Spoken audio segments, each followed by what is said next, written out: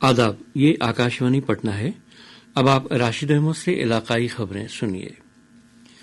Bharatiya Janata party کے اوم برلا پھر سے لوک سبھا کے اسپیکر منتخب ہو گئے ہیں۔ انہیں صوتی ووٹ سے منتخب قرار دیا گیا۔ کانگریس نے اس عہدہ کے لیے کے سریش کو امیدوار بنایا تھا۔ پارٹی نے انتخاب کے وقت ووٹوں کی تقسیم کا مطالبہ نہیں کیا۔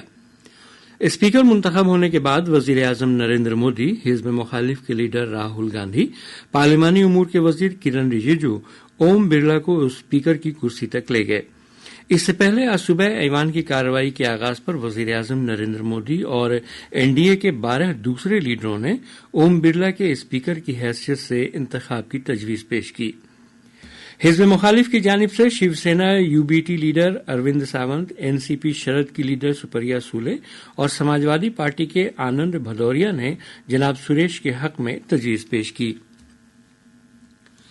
وزیر اعظم نریندر مودی نے جناب برلا کو مبارکباد دیتے ہوئے کہا کہ جناب برلا کے دوسری بار اسپیکر منتخب ہونے کی آج تاریخ بن رہی ہے۔ اگلے 5 سال تک ایوان ان کی رہنمائی میں چلے گا۔ وزیر اعظم نے کہا کہ رکن پارلیمنٹ کی حیثیت سے جناب برلا کی کارکردگی نئے ارکان کے لیے مشعل راہ ہوگا۔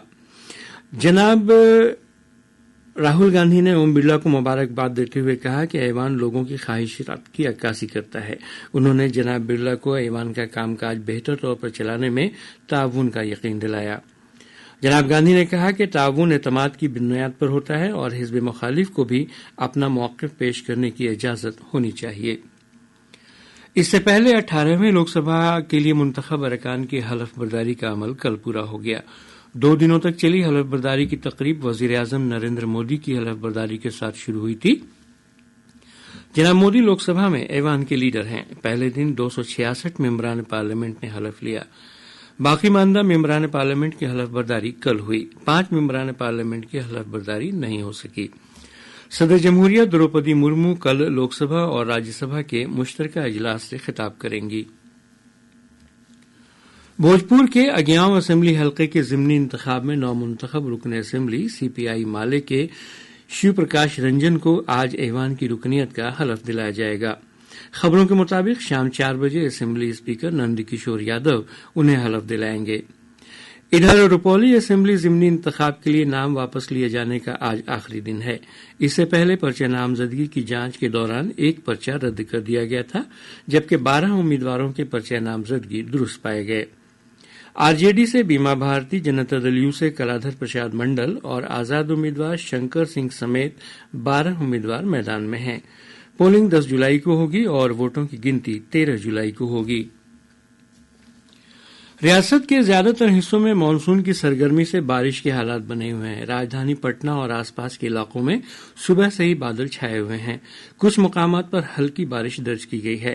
محکمہ موسمیات نے کہا ہے کہ ریاست کے شمال مغربی علاقے میں مانسون کی ٹرف ریکھا گزر رہی ہے، جس کے اثر سے اگلے 24 گھنٹوں کے دوران شمالی حصوں میں کئی مقامات پر اوسط سے تیز بارش کا امکان ہے، جبکہ پٹنہ، گیا، نالندہ، شیخ پورہ، نوادہ، بیگو سرائے سمیت ریاست کے جنوبی حصوں میں کئی مقامات پر ہلکی بارش کا امکان ہے۔ محکمہ نے کہا ہے کہ اگلے 3 دنوں تک پوری ریاست میں مانسون کی سرگرمی ہونے کا امکان ہے۔ اسے دیکھتے ہوئے کل اور پرسوں ریاست کے شمالی حصوں میں کئی مقامات پر تیز بارش کا اورنج الرٹ جاری کیا گیا ہے۔ اس دوران کچھ مقامات پر تیز آندھی چلنے اور بجلی گرنے کا بھی اندیشہ ہے۔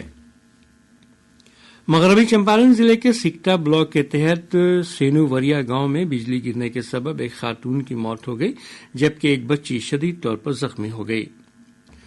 سپول ضلع کے پرتاپ گنج تھانہ حلقہ کے تحت دوانیا موڑ کے پاس NH 57 پر سڑک حادثے میں موٹر سائیکل سوار 2 نوجوانوں کی موت ہو گئی۔